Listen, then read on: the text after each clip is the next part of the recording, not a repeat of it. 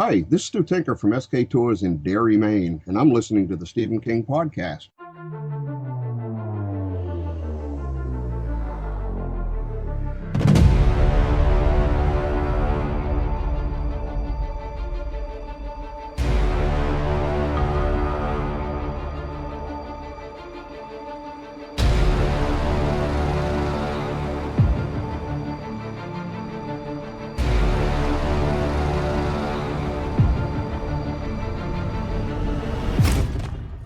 Hello, everyone, and welcome to another episode of the Stephen King podcast. With me today, as usual, is Lou. Hello. Hello, everyone. And this is the first podcast we do in the new year, 2018. And last time we talked a little bit about what happened last year. And today we are going to talk about what's happening this year, or at least what we know and believe will happen. Yeah. So, but first, the news.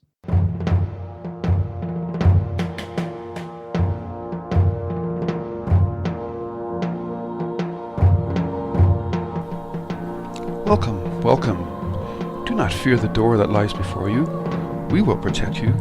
We are your guides, Hans and Lou, and we will give you the latest in Stephen King news. But before we do so, you must prove yourself worthy. You must open the door and join us in the death room.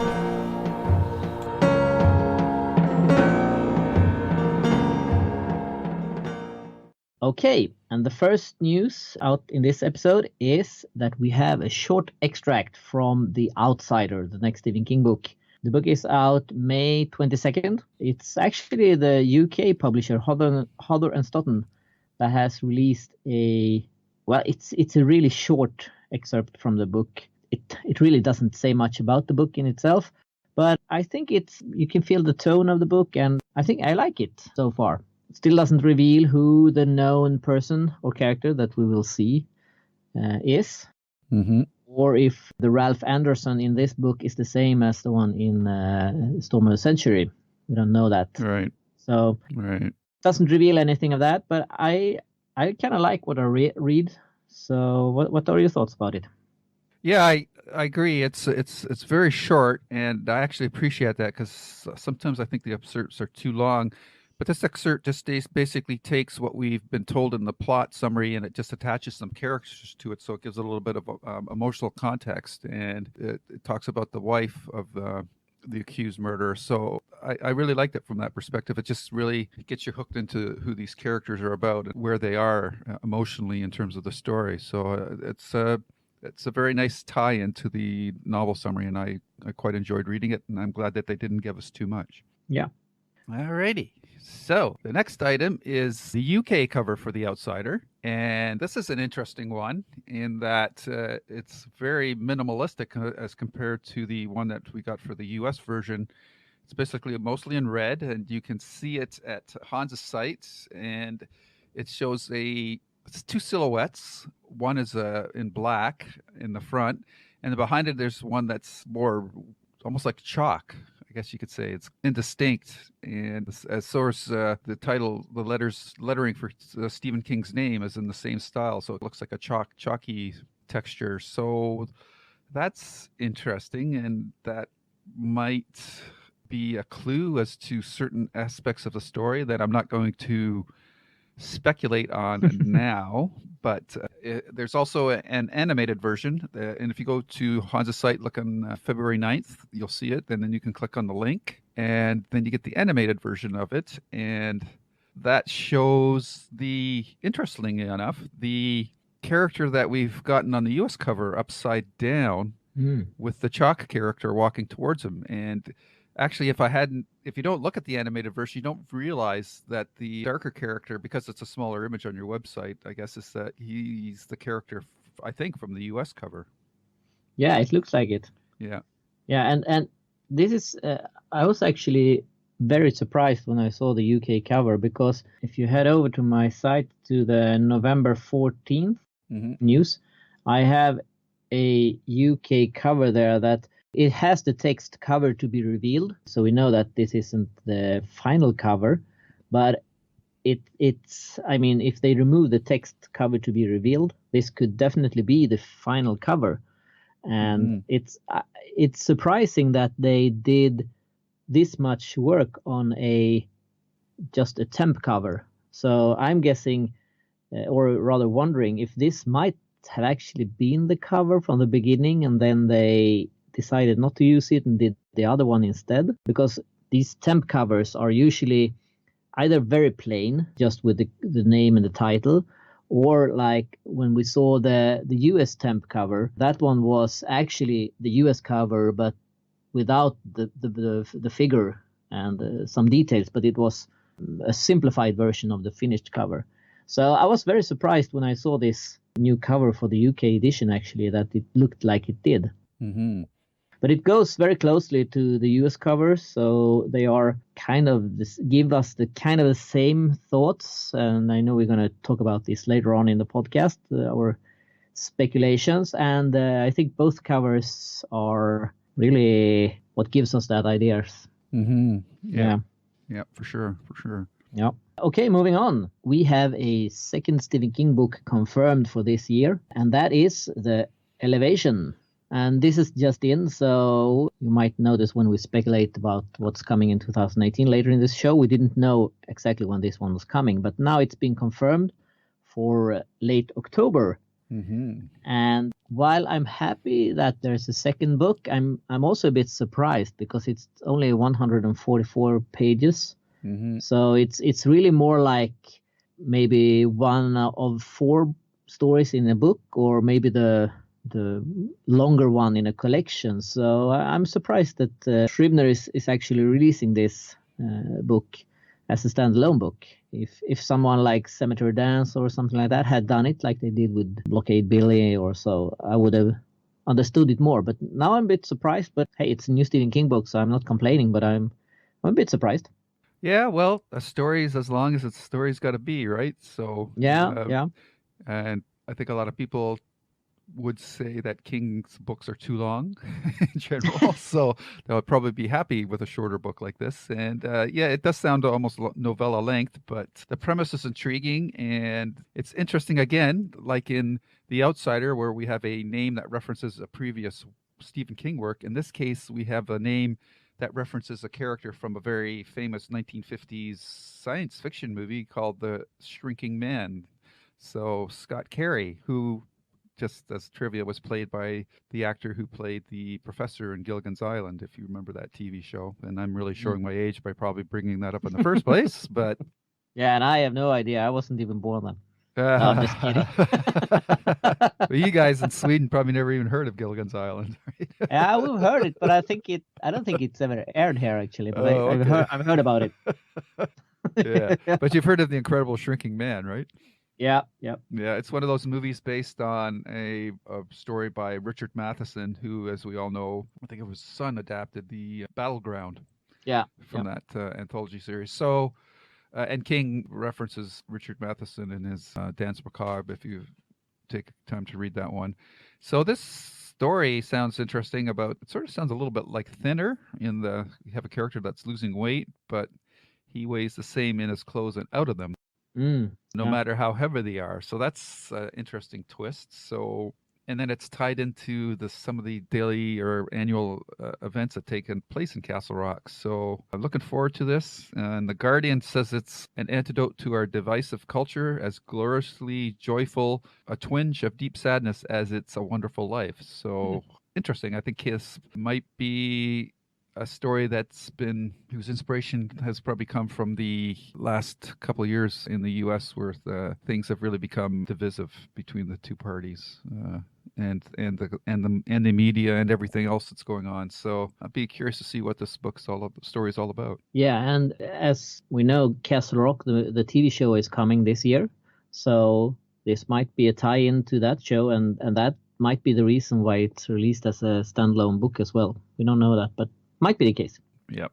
Yeah, it might be. And speaking of books, we've got another one coming, and it's Suntop Editions, who we've mentioned on previous podcasts. They've done some special editions for Firestarter for one, and in this case, they're doing a first signed and limited edition of Misery, and orders will be probably by the time you hear this, or close to it. The they'll be taking orders starting on February 12th. Yeah. Yeah, and that's actually tomorrow. So when you hear this, the book will probably be sold out. Right. Yeah. So so there's 3 editions: the artist's gift edition, a numbered edition, and a lettered edition. And the lettered edition is limited to 26, and probably it's going to be a amount of coin. You can come to Hans' site for the February 8th post, and you can look at, there's a picture of it there. The lettered edition is almost $4,000 US. The numbered edition is $525, and the gifts edition is more reasonable, $110. So Suntop does very unique collectible editions of their books. You can take a look at that, and it's pretty cool. They have a typewriter there. I guess that's part of the signed limited edition, maybe. No, that's a lettered edition. So I guess the book is housed in the typewriter, Hans, or do you know more about this? No, I actually think the typewriter is only there to it's set a prop? the mood. Yeah, I think that Okay. the box that the lettered edition is standing on, that is actually the packing of the lettered one. And the numbered one is in a tray case, and the gift edition, I'm not sure, it might be in a tray case as well. It can't be seen really, and that it might be looking if it says anything here. But as you mentioned, they are quite expensive, and I've been looking around the net to get some reactions to this one, and of course a lot of people are saying that it's way, way, way too expensive, and others says that, well, a signed Stephen King book that only exists in 26 copies, it's a fair price. So I'm really not the right person to say if this is a good price, a steep price, or a low price. But I know personally I can't afford them. So for me, it's Not even too much. Well, this is the whole thing about these special edition type books. The value is set on these is, it's hard to quantify, even if you try to do it based on whatever materials that are used to make up a special edition. But along with that, it goes with the rarity, and 26 copies of a book is really rare. Yeah, I mean, yeah.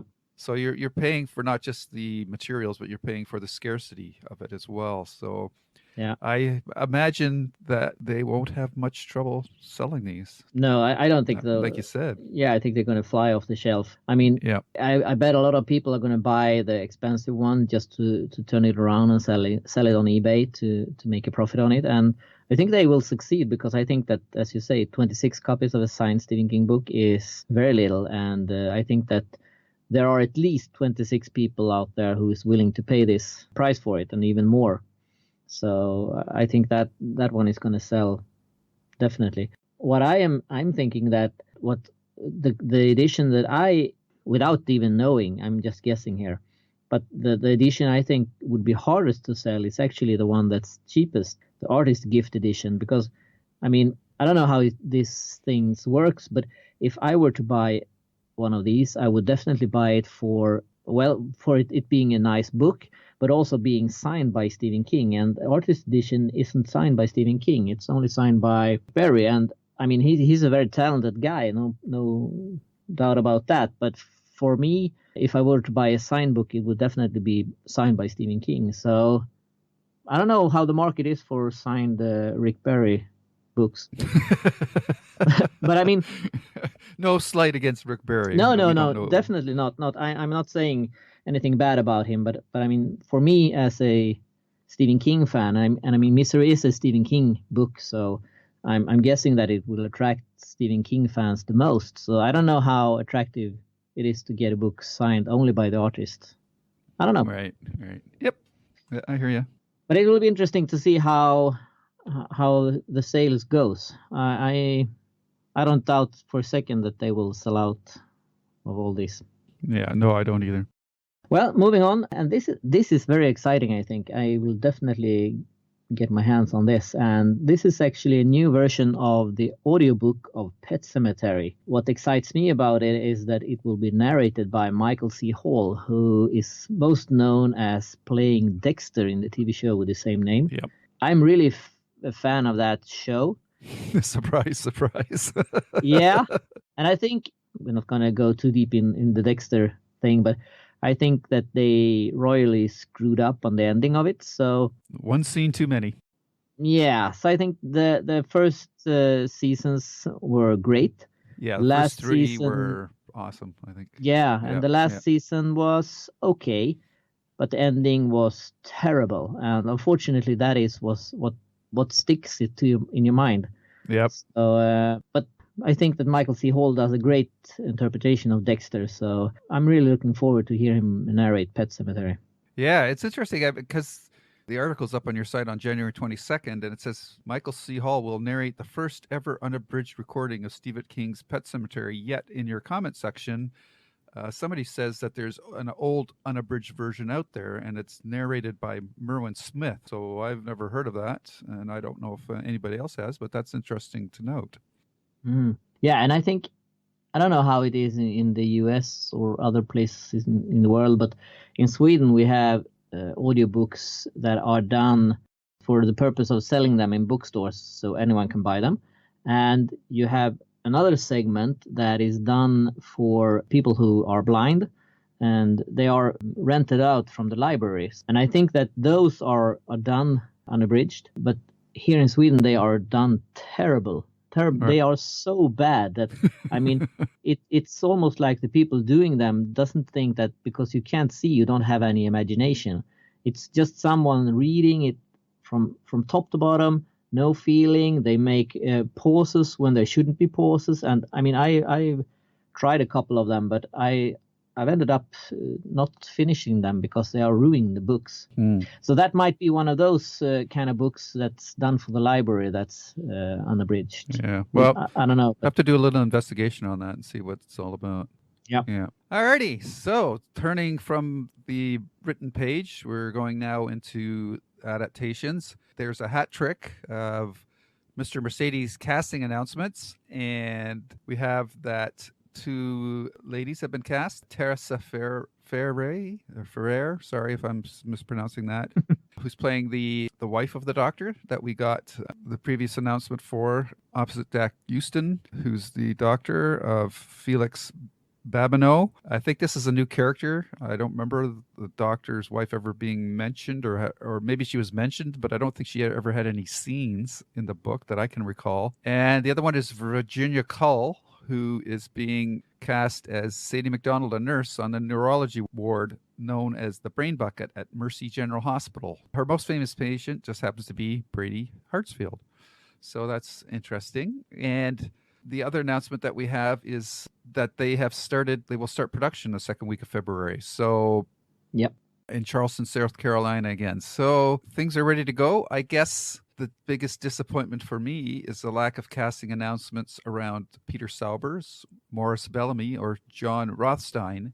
And those are three characters from Finders Keepers. So unless they're keeping this under wraps for marketing reasons, that doesn't seem to be any clear indications that they're going to be adapting Finders Keepers. It looks like they're jumping to the third book. I hope I'm wrong on that because I would be disappointed.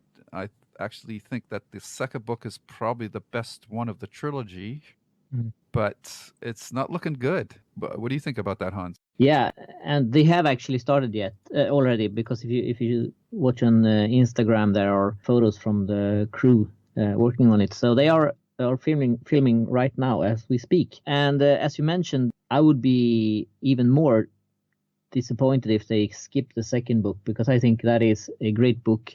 I am convinced that they could tell that story as it is in a second season and let the main characters from the first season, leave them on hold and let them come into the story when they come into the story, like in the book, and make it more about Peter and the others at first.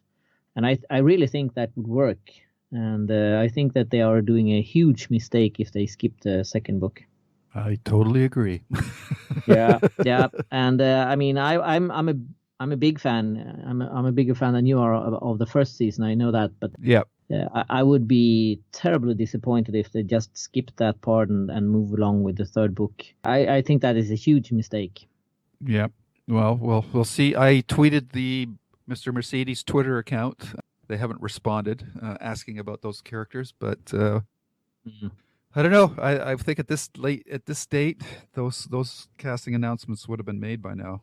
Yeah, definitely. And I mean, those are the biggest part of the book. And I mean, of course, they could wait and film those scenes last, but I don't see why they would do it, because if the casting we have heard about now so far, I mean, they could, if they adapt the second book, and in the ending they could include these characters just to have a start off point for the third season. But there's no reason to film the last scenes first and wait with the other and the main part of the season, other than if they haven't find the right actors for those parts. So it's definitely worrisome, I think. Mm-hmm.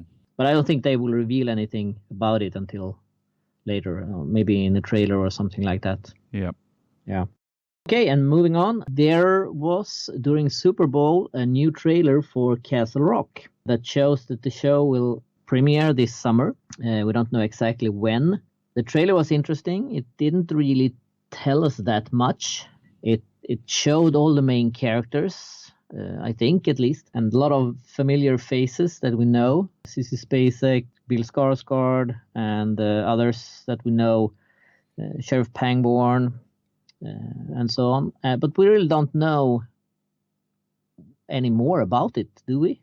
Well, I think they've established that the main character of the show, whose name I'm forgetting, so I'm looking him up, has been called back to Castle Rock by somebody who he doesn't know, and that is Andre Holland. He's been called back to Castle Rock by somebody from Shawshank Prison, but he doesn't know who did it, and he's being questioned about it by Scott Glenn, who's playing the Sheriff Alan Pangborn. So that seems to be the setup of the series, and I guess the mystery is finding out who called him and why. So we do have a little more context about it, and we have some ominous statements like from Sissy Spacek saying that something terrible is happening and stuff like that. So we have a slightly more context for what's going on here, but like you said, we still don't really know what the driver is. One thing that's exciting that I don't know if we talked about before, but I see Terry O'Quinn, who probably everybody knows best from Lost, is also on the cast, and he's listed as being in 10 episodes. So he's playing Dale Lacey. I don't know what that character's function is in the series, but when I saw that, I perked right up when I saw that. So that's interesting. And also there's a boy listed, Khalil Harris, who's playing a younger version of Andre Holland's character. So there's going to be some flashbacks, and he's actually listed as being in 7 episodes. So there might be a lot of flashbacks. So, and that sets up even more opportunities to reference stuff from 25, 30 years ago.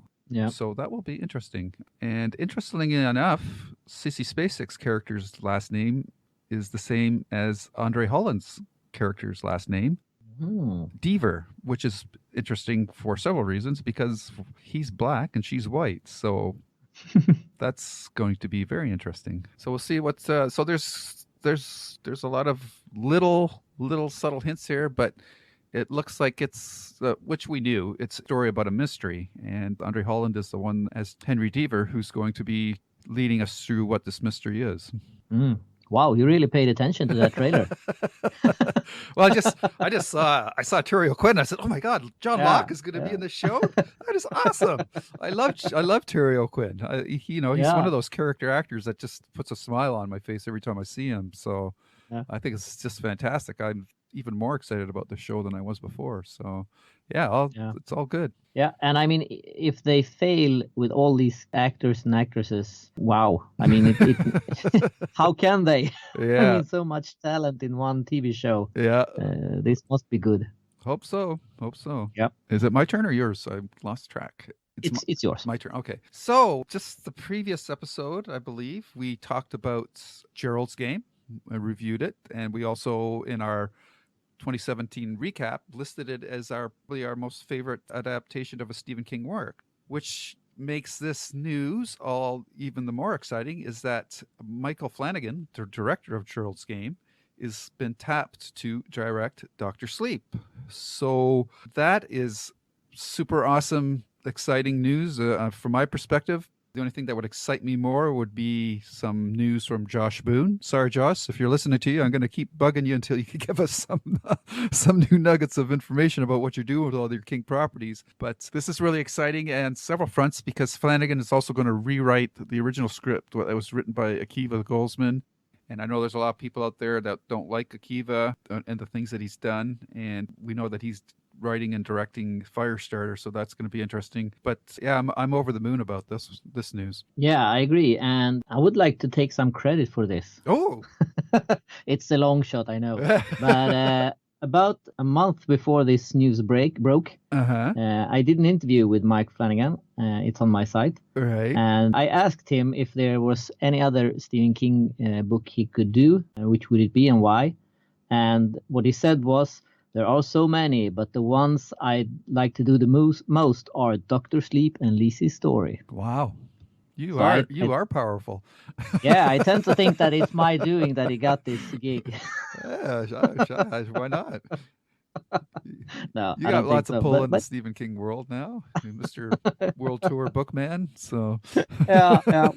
Well, it would be nice if it could be because of that, but I don't think so. But it's definitely exciting that he's doing this, and well, if he does the same good work as he did in Gerald's Game, this would be perfect.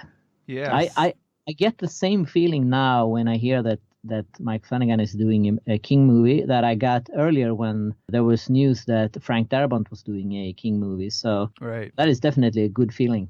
Yes. The $6 million question is, which version of Dr. Sleep is he, when he's adapting Dr. Sleep, which version of The Shining is he going to reference? Because we know that the movie version changed some things and killed the character that is in Dr. Sleep. So is he going to be beholden to matching this sequel up to the movie version? Because I think this is through Warner Brothers, right? Which also did The Shining. Yeah. So you would think that they would want this to be a sequel to the movie version, which it doesn't impact the Dr. Sleep story a lot, but I would hate to see that one character not have a couple of scenes in that Dr. Sleep. So that, there's a continuity issue there that's going to be interesting. Or are they going to follow the book version of The Shining?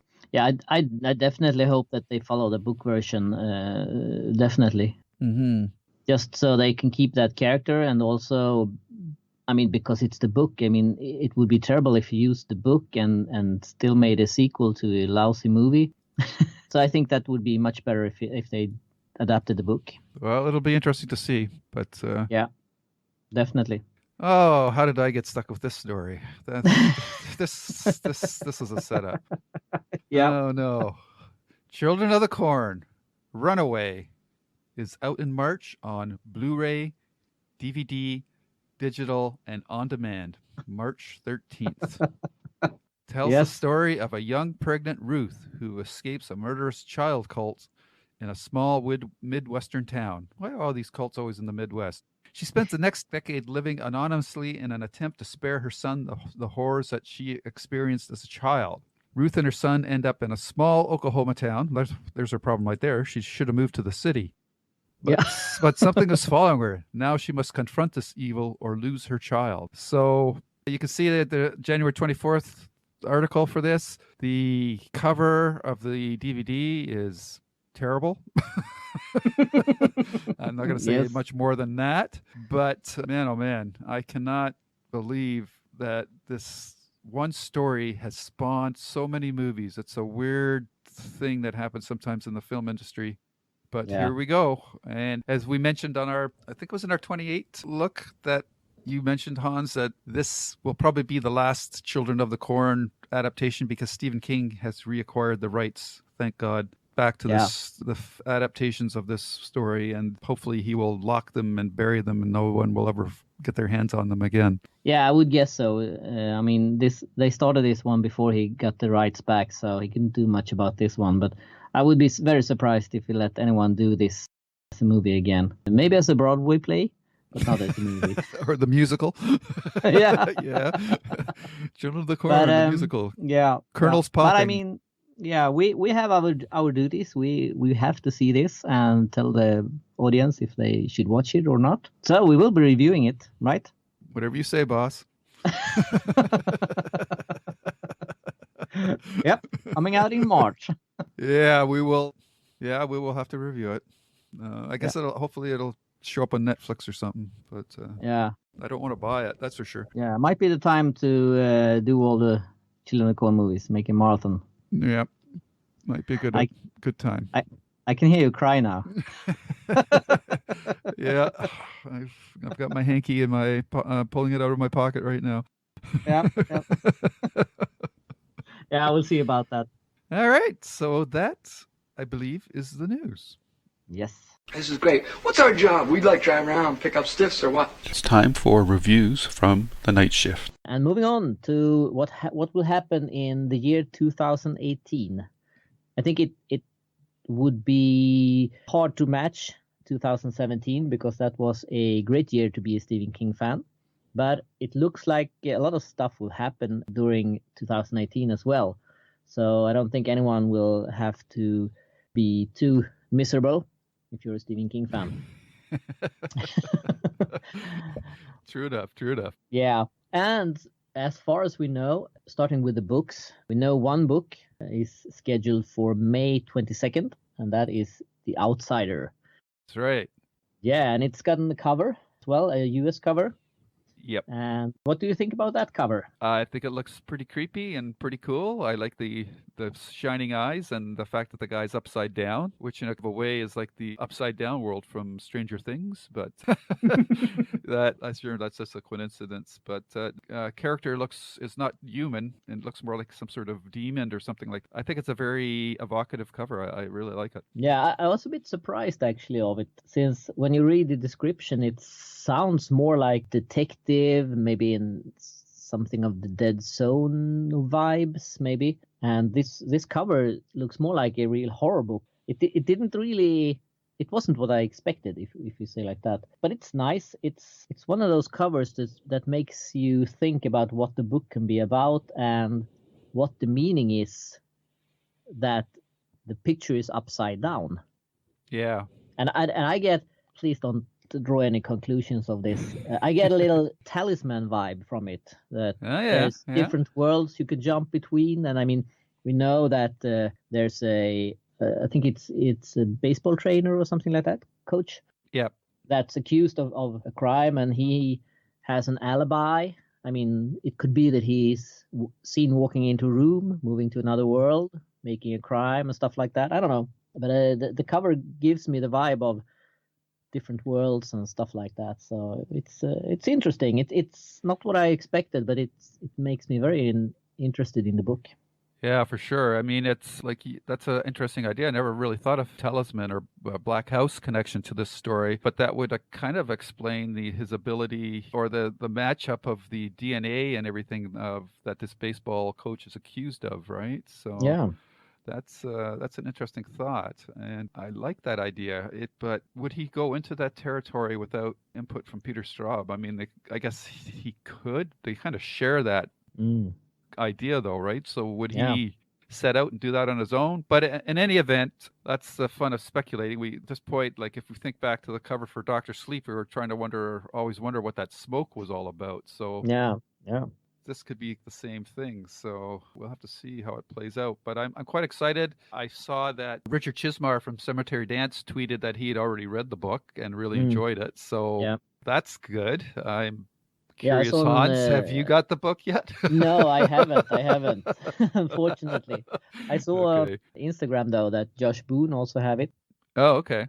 So I don't know if he'd read it yet, but I know he posted a picture of it. I think it's more in a manuscript form than in an actual book actually by now.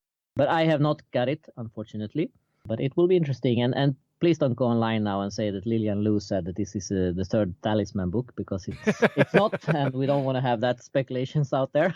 That's right. We never said that. We are this is pure spec, and of course, since we haven't seen any or read any of this stuff, everything that we're talking about is speculation. So we could be totally wrong, and chances are we probably will be. Yeah, we have been before, so it's we're just we're just riffing on things that we hope to see or would like to see. Because I don't even know if Holly is going to be in this book. We know that King's made reference to another book that maybe she's in that book, and we don't even know if that book's coming out this year. So no. But the premise for this book sounds really, really interesting. And I hope it gets back to King's roots a little more horrific. I think this one has the potential to be more scary on a consistent basis over the whole story, as opposed to what we thought Revival was going to be like, which was just really scary yeah. in the last couple of chapters.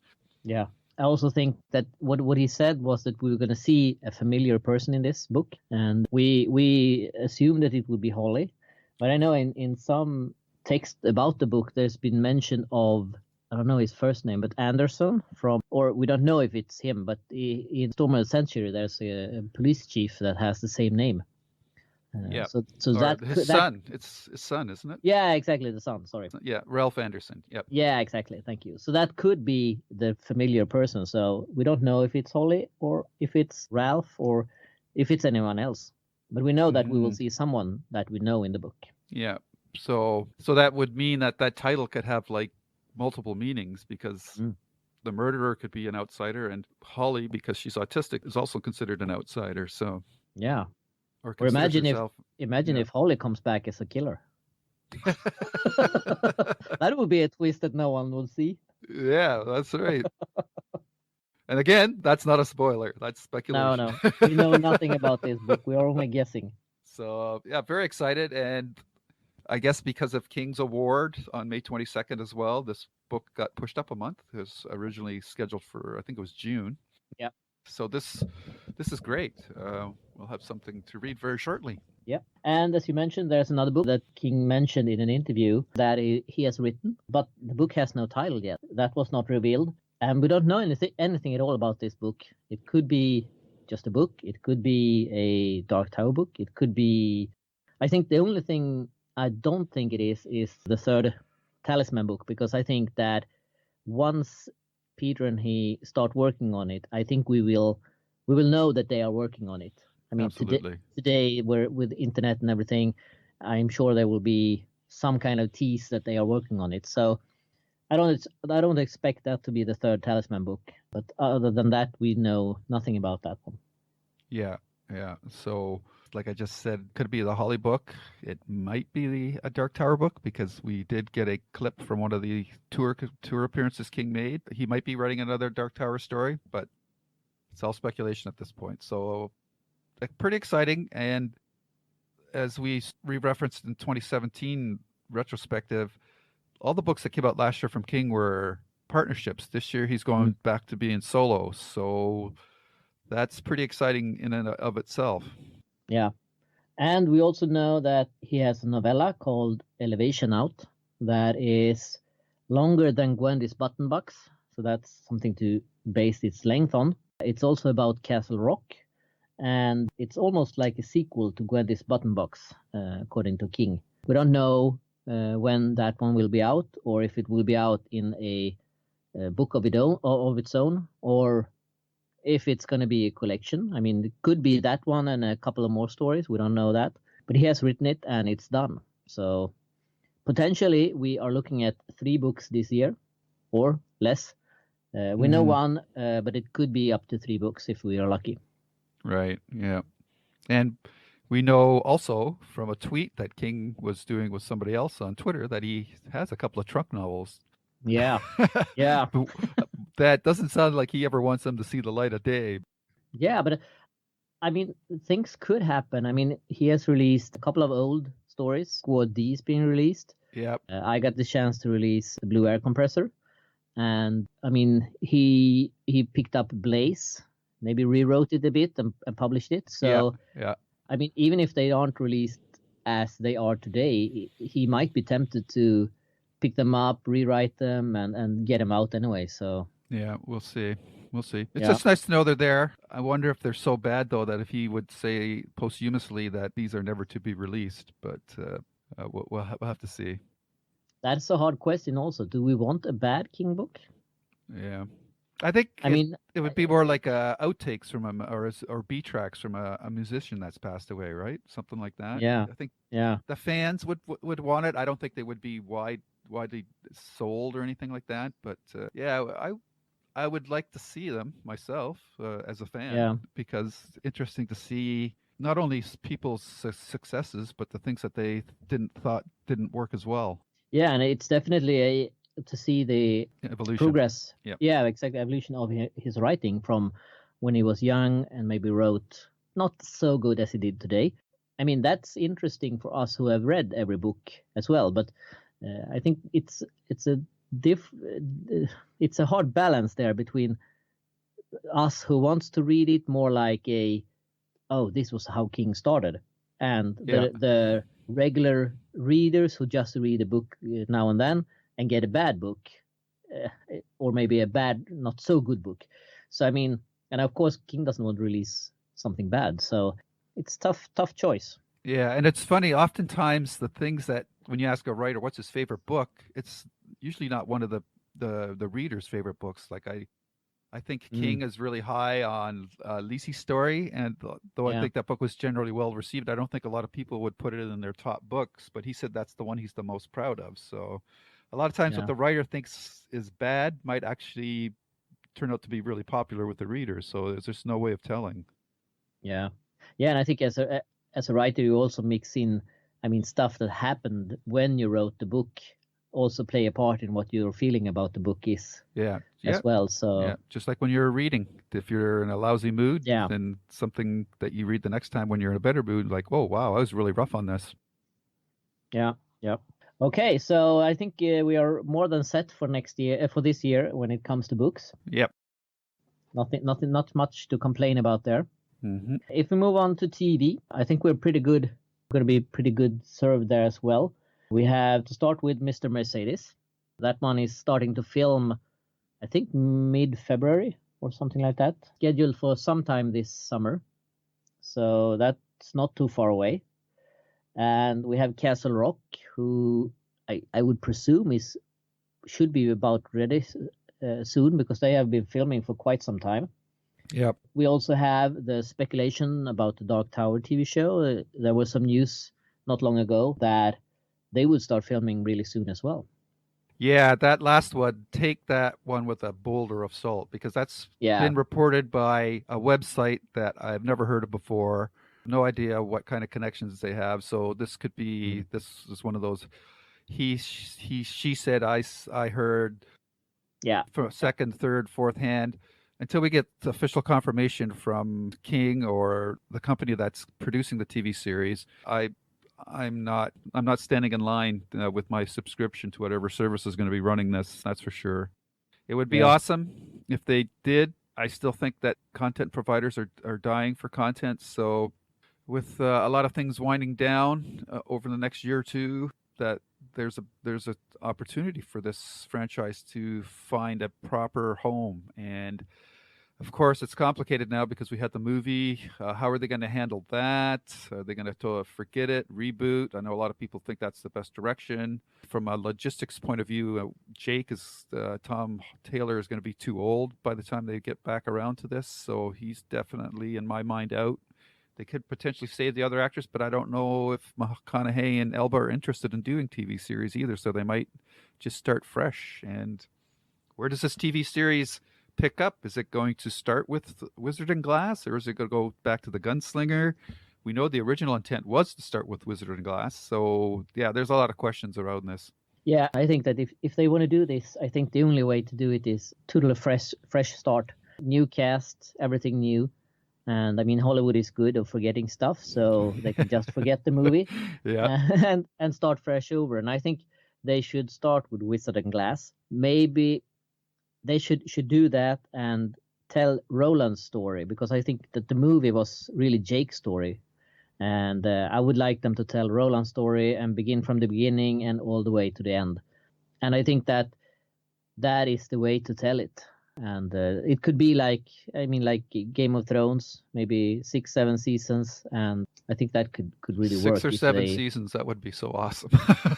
Yeah, and I mean, if they do it right, and if they follow the book, they don't have to follow the books exactly. I don't think that they need to do that, but they have to have the essence. They have to have the direction.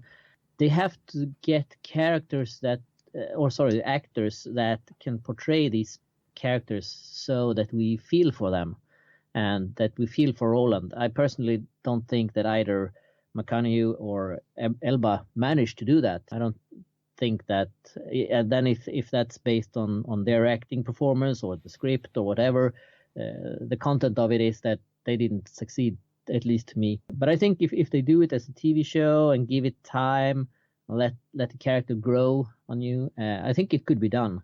But it would have to start all over, I think, from the beginning. I don't think they can reuse anything that was used from the movie. They have to just disconnect themselves from that one. Okay. When you say start over, are you including the really young Roland stuff with Court from the Gunslinger, or? Yeah, I would like to see that as well. Yeah. So they should start there and then work their way through the story. Yeah, exactly. They could start with that, and I don't care so much that they tell the story in. I mean, they don't have to film book 1, book 2, book 3, book 4.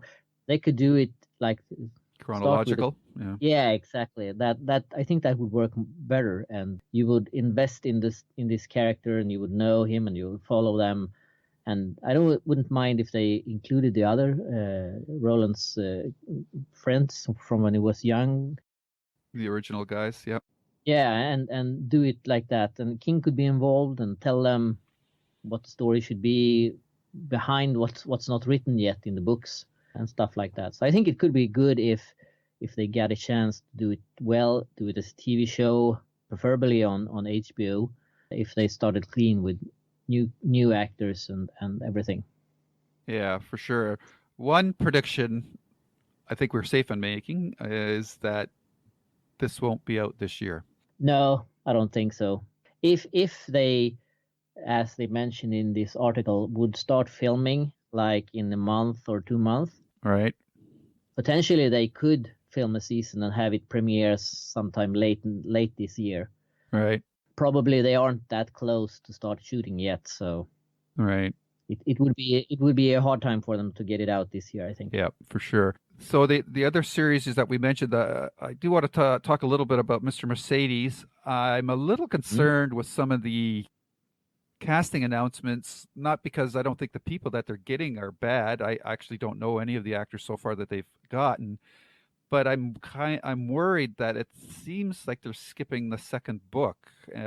Maybe I'm reading too much into that casting, but I'm curious, Hans, do you have the same kind of thoughts, or do you think it's too early to tell? Based on the casting, they are definitely going to include stuff from the third book in this second season.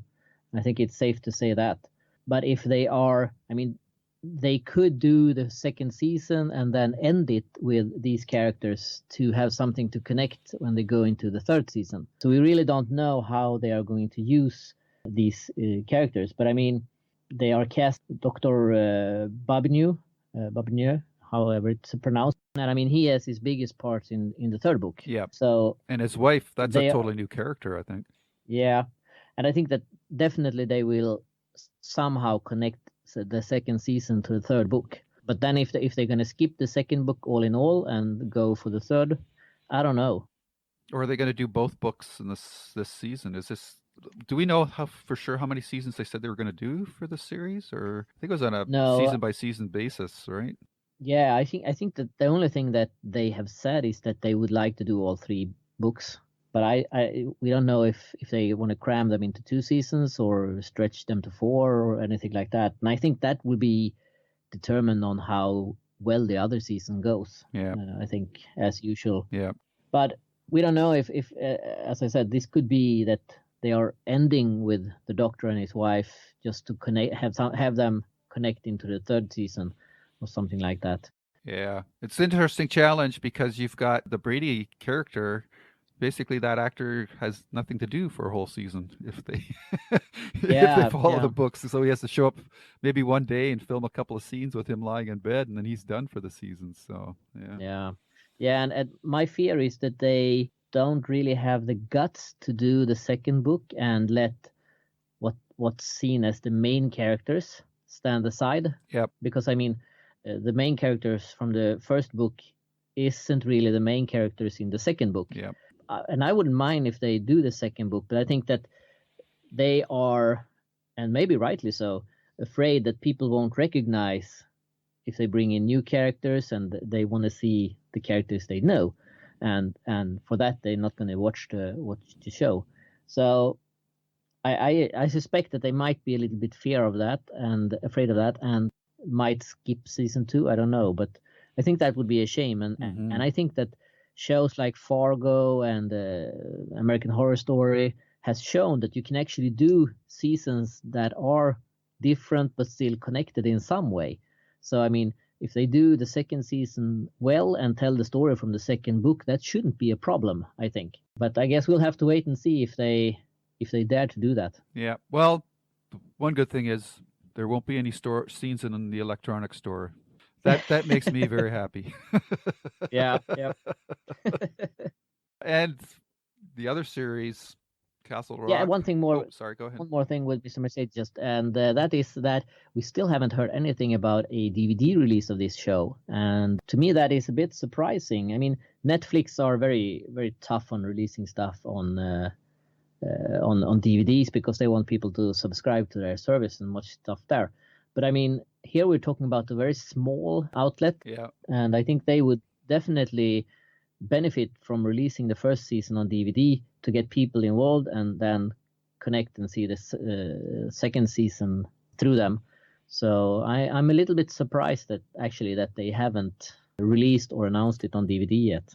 Yeah, that is interesting because you would think they would like to make some money on ancillary revenue streams as much as possible. So yeah, like you said, they're no Netflix, which is like I think now become like the number one company. I think they're valued at over $100 billion now.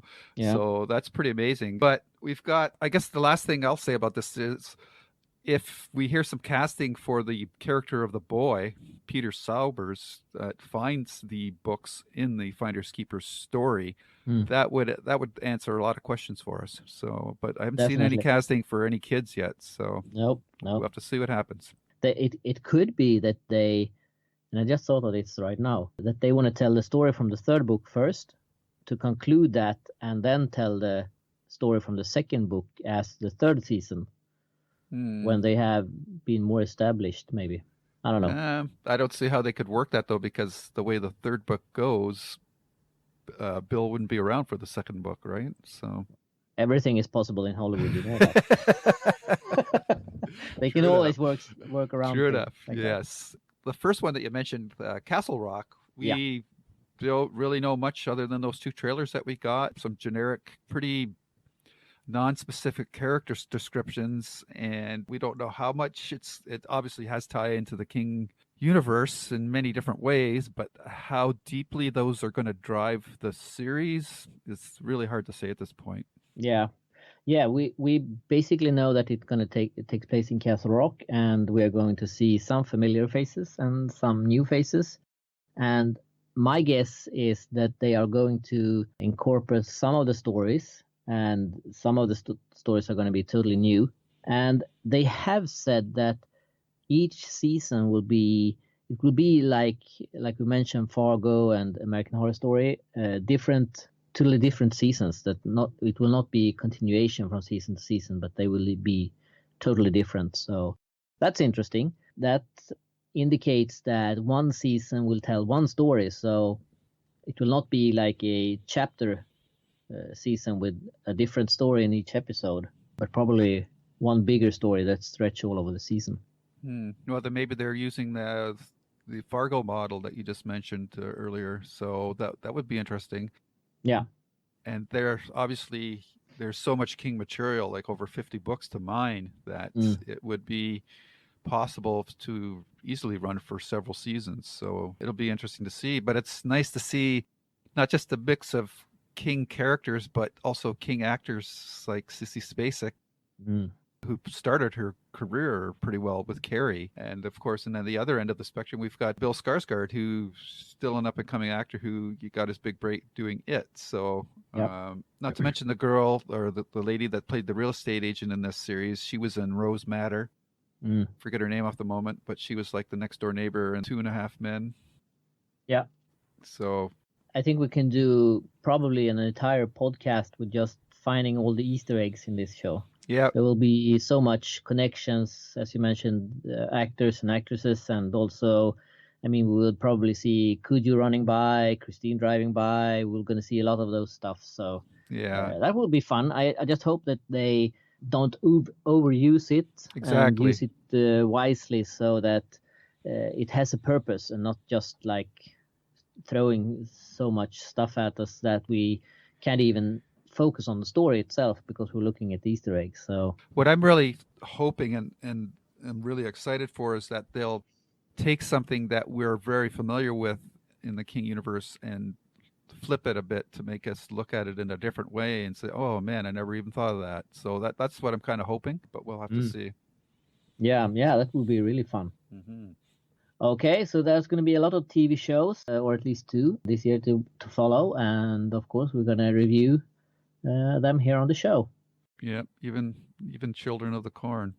Exactly, and now when we're moving into the movies, we are going to watch Children of the Corn, and there was actually a trailer released not long ago. Oh, really? How did it look? yeah. I haven't seen it yet. Well, I'm going to let you watch it. You can go Okay. into my site on January 24th. There are news, and there is a trailer. There is also mentioned that the movie will be released on Blu-ray and DVD on March 13. So mark your calendars, and we will be right here and tell you all about it. Okay, I didn't know you had put a trailer up yet. It's called Runaways or something, right? Yep. Yeah. I'm thinking of that song. Is it Dion? That My Little Runaway, my run away. Yeah. It will probably stink, but I mean it's a Stephen King based stories, and probably, and this you will like, this will probably be the last Children of the Corn movie because the rights has gone back to King. I would be surprised if he let anyone do any more Children of the Corn movies. Ever. I mean, even if Frank Darabont or Josh Boone came to him and said that they would do Children of the Corn, I don't think he would even let them do it. Yeah, I'm looking at your article there. I just never clicked on the. For some reason, I just thought it was a picture, not a. But the cover, I don't know. The cover doesn't impress me.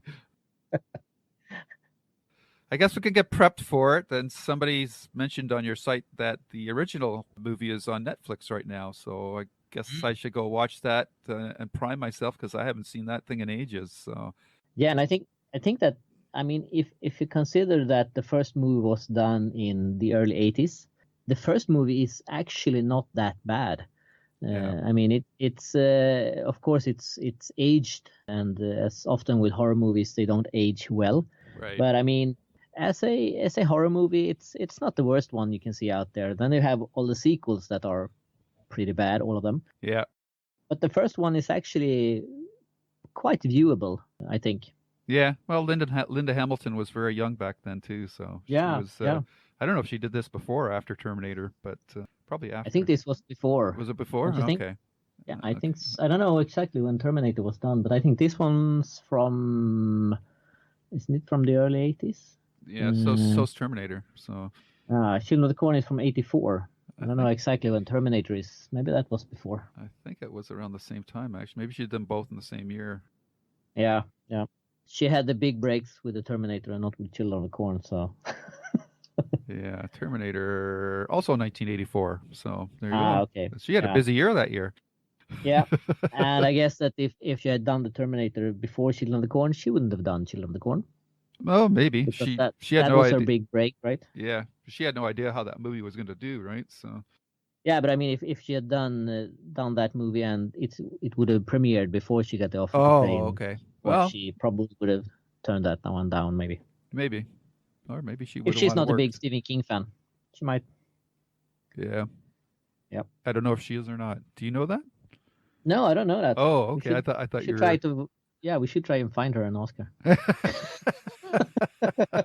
So, Linda, if you listen to this, well, she's actually busy doing another Terminator movie, right? So. Yeah. Yep. Well, better than that being in Children of the Corn Runaway. That's for sure. Okay. Yeah. So, any other? There's probably a big one. I feel like I'm missing a big movie this year. It's not It. That's 2019. Yeah. I think that's. No, it, I don't right? think. Yeah, I think that's it actually that we know of. There's always a lot of rumors floating around about new movies. Right. You heard that Mike Flanagan is going to do Doctor Sleep. Yes. Yes. Yeah, I don't Awesome. think that will is probably be awesome. out this year. Oh, definitely not. I think he's No. actually filming a sequel to the Haunting, the Shirley Jackson book for Netflix. Maybe he's got that done, so he's probably maybe prepping to do Doctor Sleep. But I understand that he's also rewriting the script, which is good because the current script was written by the same people that wrote The Dark Tower. Oh. Akiva Goldsman, who unfortunately is also attached to the Firestarter new adaptation as well. So we've got we're getting him away from one property, but he's really entrenched in Firestarter because he wants to direct that one as well. Yeah, it's interesting though. I mean, we always hear this. There's always coming up lists with upcoming movies and stuff like that. But I mean, 85% of those movies never happens. I mean, some of the movies that in those lists have been on the way for years and years and never seems to happen. So there's always a lot of rumors, and there's always scripts being sold, rights being sold, and stuff like that. But I mean, of a lot of them, nothing happens. So we'll see what's what with these movies. Yeah.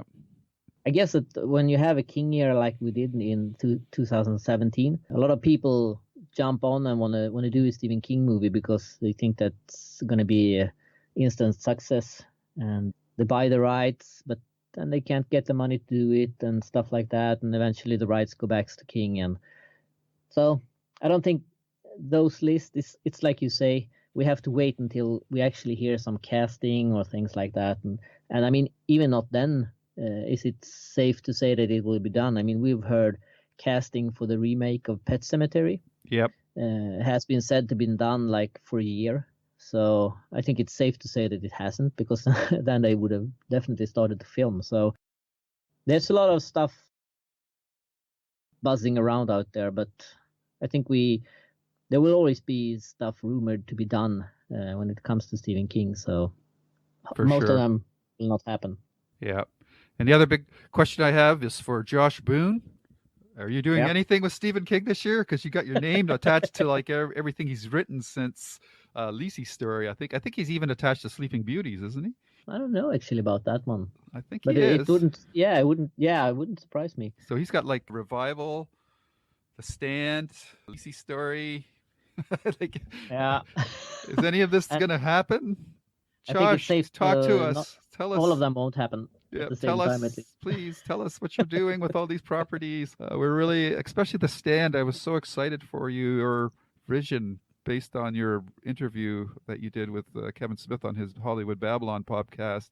That really got me pumped. So that's up at the top of my what's going on with this guy list. And I think another one I'm interested in, because we've had him on the podcast, is also, and we know that he's working on another documentary, is John Campiano. I'm sorry, John, if I mispronounced your last name. He's working on the It documentary as well. And he's actually posted some Instagram pictures, and he's got quite a binder full of It material that he's documented that he's going through. So hopefully that's going to come out this year as well. Maybe next year, I don't know.